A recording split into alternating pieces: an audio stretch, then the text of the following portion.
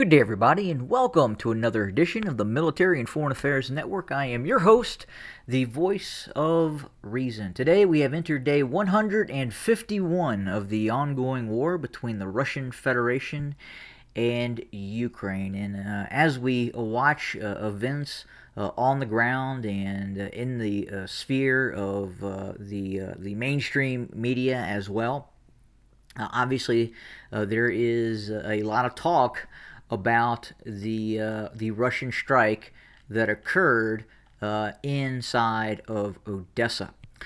And the information that we are starting to obtain, and we're starting to get a clearer picture on what just occurred.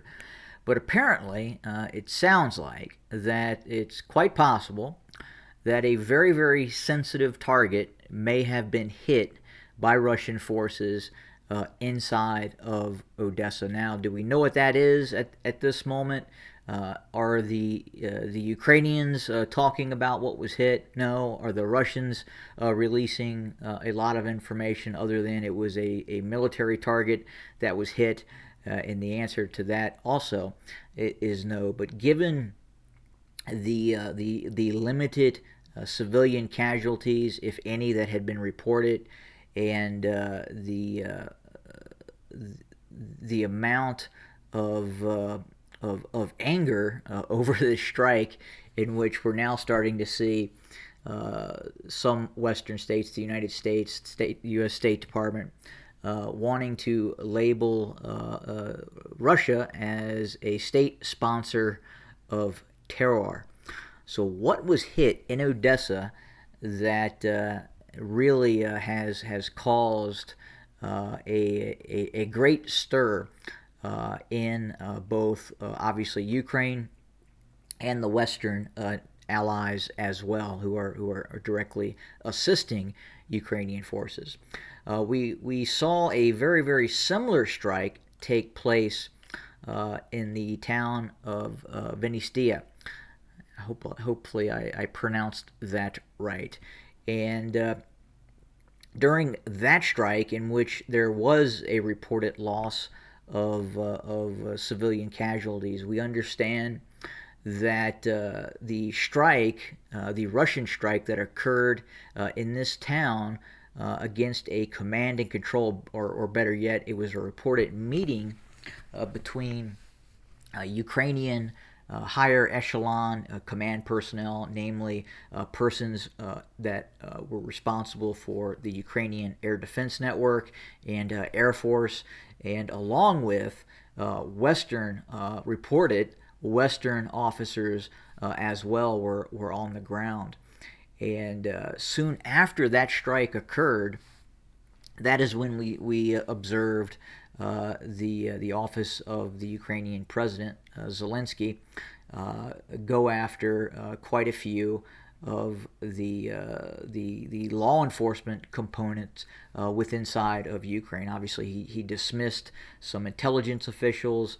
He dismissed the state prosecutor and a host of other personnel in regards to internal security were also dismissed. So whatever was hit in that town, obviously, again, just as what we're seeing now in Odessa, caused a great stir inside of obviously both the military assistance campaign that is going on with the North Atlantic Treaty Organization, the United States, and other Western partners, and then obviously Ukraine itself. So two very, very sensitive targets have been struck recently. One up here, and then obviously the newest strike in Odessa, and the whatever was hit in Odessa may continue to reverberate in this ongoing conflict. So we'll have to watch, and hopefully we'll ascertain more information in terms of what the Russians were going after and why they did what they did. We do know that it was a bold strike in terms of the possible political cost of the strike. Obviously, there was an agreement between the office of Zelensky and the Kremlin that would, one, release would give the Ukrainians the ability to deliver grain and obviously make money as well. And then two, for the Russians, we were going to see some limitation of ongoing sanctions, especially in regards to providing much needed equipment for the Russian civil airline operations. So we'll have to continue to see what was struck, and then obviously something was, and it obviously has again, as I had said before, stirred quite a few feathers with that strike. And so back over to the main frontal zones. What I'm going to do is have a look at what is happening near Bakhmut. And we are continuing. I'm going to go to the tactical map where you, the viewer, can kind of see what we're seeing in the vicinity of Bakhmut. Obviously, the town has been fortified. There are elements of the 4th Tank Brigade, the 58th Motorized Rifle Brigade, the 72nd Mechanized Brigade, and a host of reconnaissance and drone units operating in this area as well. But the Russians continue to press forward in a south by southwesterly direction, both to the north and south of the M3 highway, looking to continue their drive on Bakhmut. Obviously, it continues to be a very, very slow, monotonous campaign with the use of lots of heavy artillery.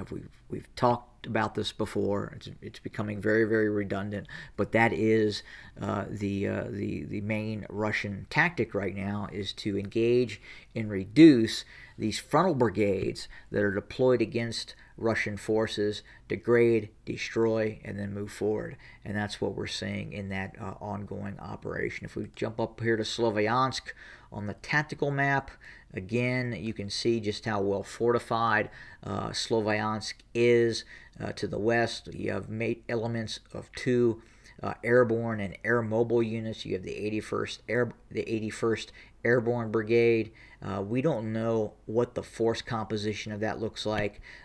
We believe that both the 81st and the 80th Air Mobile Brigades have been, and airborne brigades, have been significantly degraded and are probably operating at about 40 to 50% operational capacity in regards to the amounts of personnel that have been killed and wounded and equipment losses that have taken place.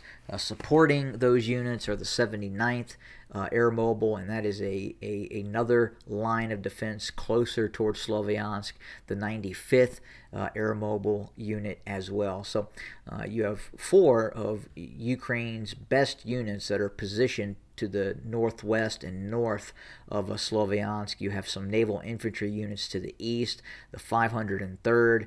You have a National Guard Brigade, the 27th National Guard Brigade, covering the southeast approaches, and then backing up two additional territorial brigades, along with the 57th Motorized Rifle Brigade and the 15th National Guard Regiment as well. And then obviously there are Special Operations Forces and a host of other units operating from the Seversk to Bakhmut line. So that is the tactical situation for the most part. Obviously, there are probably other units that are also involved in the ongoing operation in terms of the Ukrainian defensive strategy. And then finally, as a mobile reserve, is the 17th Tank Brigade and the 24th Mechanized Brigade. So again, the Ukrainian military has a very, very secured position in and around Sloviansk and Kramatorsk, but the Russians do continue to pound these positions and these forces. So we'll just continue to watch as this resolves itself in ongoing fighting. If we jump over to Kherson, obviously, this is the area where we're seeing a lot of attention right now, especially in regards to this limited offensive by the Ukrainian military. We're really seeing the Russian forces get pressured in the northeast area of this zone. Again, it's the western bank of the Dnieper River, where we're seeing elements of the 60th Motorized Rifle and 63rd Mechanized Brigades, along with a host of other units that are again pressuring Russian forces in this area. Now, we've heard reports, obviously, as I'd mentioned in past video, that indicates that anywhere from 1 to 3 Russian battalion tactical groups are at risk of being enveloped. That is what the Ukrainians are reporting. The Russians are not obviously reporting that, but we're going to continue to watch what is happening in that northeast sector of operations. We continue to see the Ukrainians fire on main arterial routes onto the western bank of the Dnieper River, specifically the main bridges near Kherson and further to the north as well in Novo Kakhovka. And we do understand that these bridges have been hit a multitude of times. The Russians right now are apparently finding it difficult to move heavy equipment, namely tanks, the heavier vehicles across these bridges because of the possible damage sustained to these bridges. We'll have to watch again very, very closely. What I'm going to do here real quick is go back over here to the this map is probably a little bit better in terms of seeing the physicality, actually the bridge themselves. So again, fairly large body of water, and I had mentioned before the prospects of the Russians laying some sort of pontoon bridge across the Dnieper River. Is it possible? Yes, it is. Is it a challenging operation to lay a pontoon bridge across such a large body of water? It can be, but at the same time, there is not an opposing force. This is not an opposed river crossing operation. In terms of facing a direct enemy on the other side of the bank of the western bank. The Russians control this area, so the only danger for Russian forces would be indirect fire from long-range multiple launch rocket systems.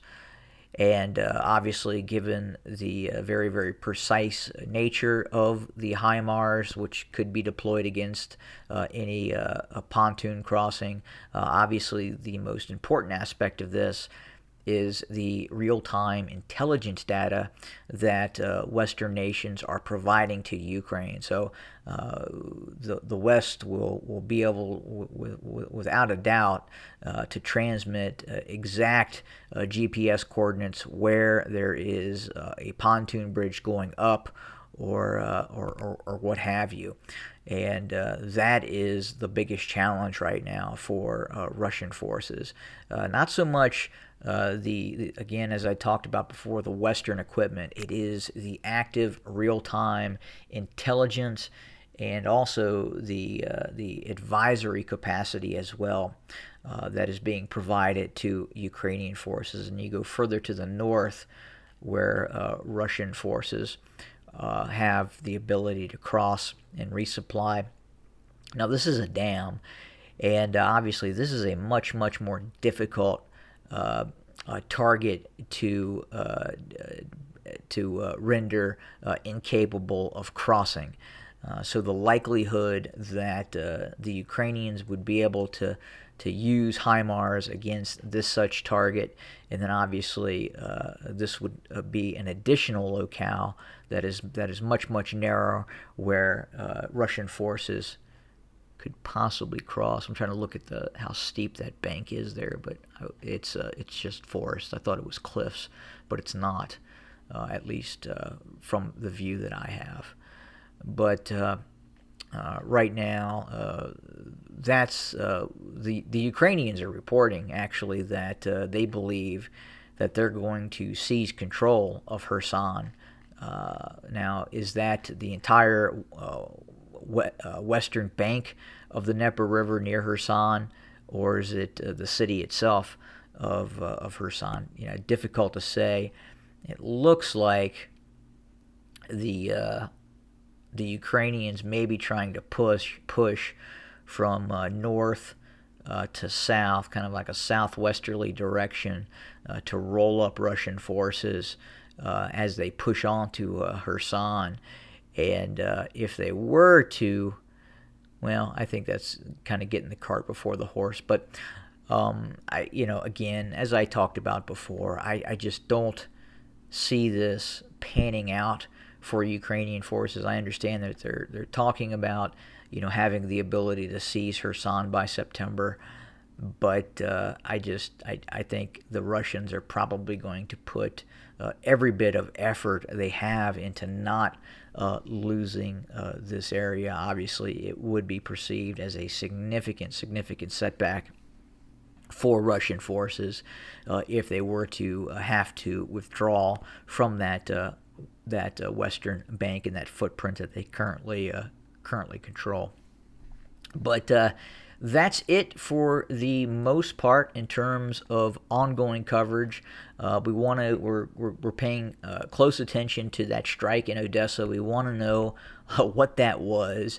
As we believe here at MFAM, it was something rather sensitive in terms of the military target that was struck in Odessa, just like the other target that was struck recently that and further to the north that caused the shakeup in the Ukrainian intelligence service. Obviously, the Ukrainians are not reporting on any sort of casualties or what was hit, and that in all likelihood is fairly prudent. We won't know a lot of this stuff until later on. But that's it for today. We'll continue to monitor, report, and bring you more content for your consumption. Thanks for joining us. Have a good day.